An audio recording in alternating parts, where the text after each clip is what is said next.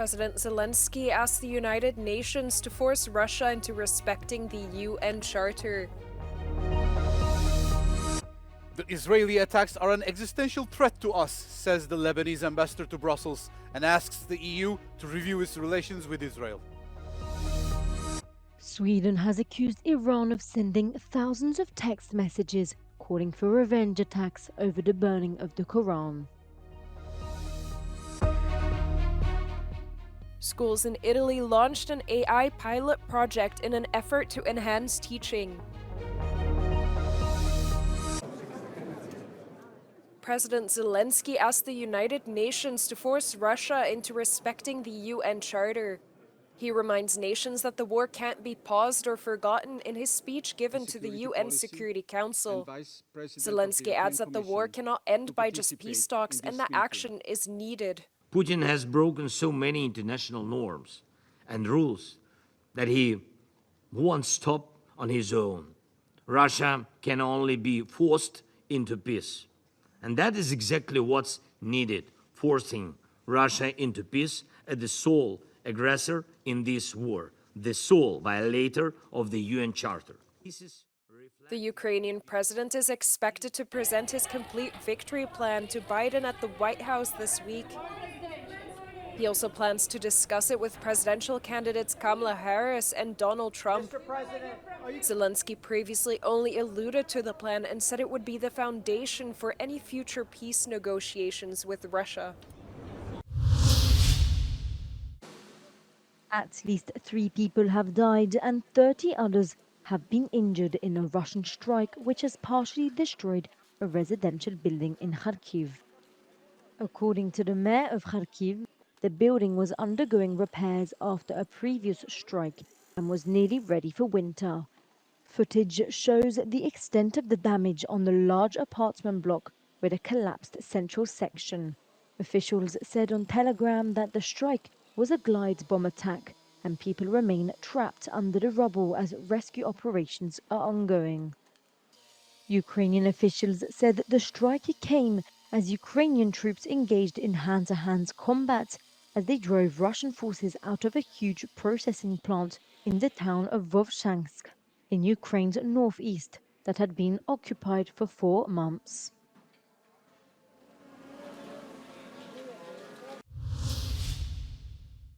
Israel's attacks are an existential threat to Lebanon, says Lebanese ambassador to Brussels, Fadi Hajali, in an interview with Euronews.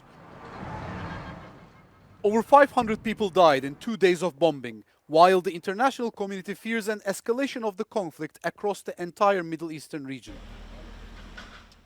For the ambassador, it is clear that Israel is targeting the human population and the civilians. Absolutely. What's happening is an existential threat to Lebanon. The huge number of casualties are just atrocious. I mean, it's something unheard of in Lebanon in one day, and we hope that the international community would gather around and try to enforce a cessation of hostilities, immediate cessation of hostilities. The Israeli armed forces claim to have struck dozens of Hezbollah targets, the Islamist paramilitary organization that controls much of Lebanon and often attacks northern Israel. But for Fadi Hajali, the war is against an entire people. Actually, I mean, the narrative is wrong because it's a war waged against a country, a people, civilians. That's number one. And for us now, the main important issue is that this war should stop and should stop now. If we are going to have this Israeli blatant offensive and aggression against our country, we are all united to denounce that. The ambassador thanks the European Union for the economic support and the condemnatory statements of its High Representative for Foreign Affairs, Joseph Borrell. But he asks for a step further. Of course, I mean, it's clear that Israel should be sanctioned. You should really look seriously into the transgressions that have been done by Israel. International Court of Justice has said so in 2 statements at least. So there are various possibilities to base yourselves, I mean the EU institutions and the member states to sanction Israel. If not, at least we should review the whole aspect of the relation. Thank you very much, Ambassador. Thank you very much. Thank you. Thank you. Thanks.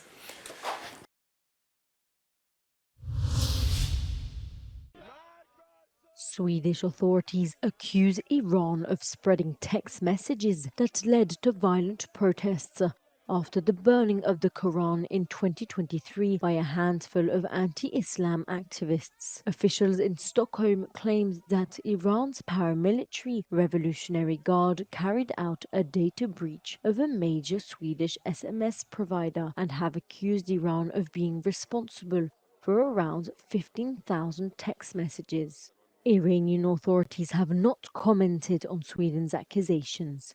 In August 2023, Swedish media reported that a large number of people in Sweden had received text messages in Swedish calling for revenge against people who were burning the Quran. The burning protests were allowed under the Freedom of Speech Act, which is protected under the Swedish constitution, and were approved by police.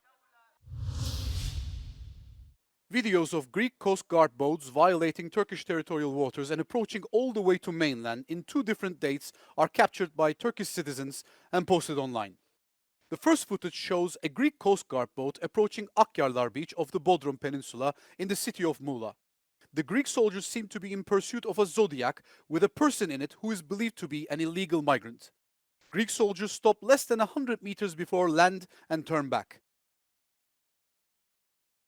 However, in the second incident, that was recorded in Datça, which is another coast town in the city of Muğla, the Greek soldiers go all the way to dry land to capture the Zodiac boat, but the person in the Zodiac abandons the boat before he could be captured. At that point, a Greek soldier gets out of the Coast Guard boat and gets into the empty Zodiac, and both boats return to Greece. Following the incident, the Turkish Interior Minister Ali Yerlikaya called the Greek Minister of Maritime and Island Policy, Christos Stylianides, on the phone. According to a statement from the Interior Ministry, Yerlikaya expressed the discomfort felt by the violation and stated that such violations are unacceptable in order to maintain good neighborly relations. According to the Greek statement, the discussion was in a positive atmosphere and they agreed on the desirability of avoiding similar incidents that could create wrong impressions. The Turkish Interior Ministry says that the Greek side started an investigation and will inform Turkish authorities of its findings.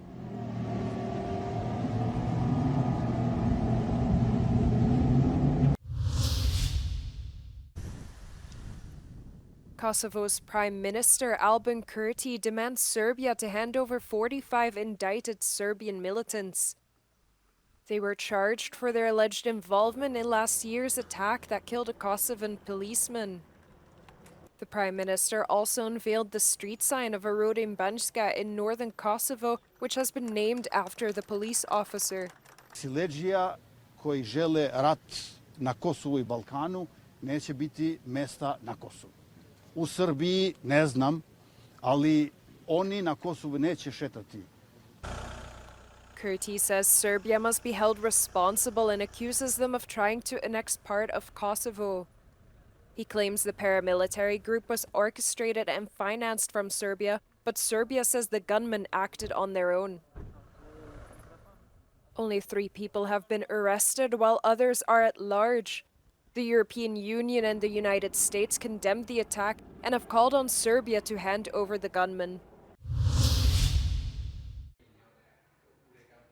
They say the best way to learn is from one's mistakes.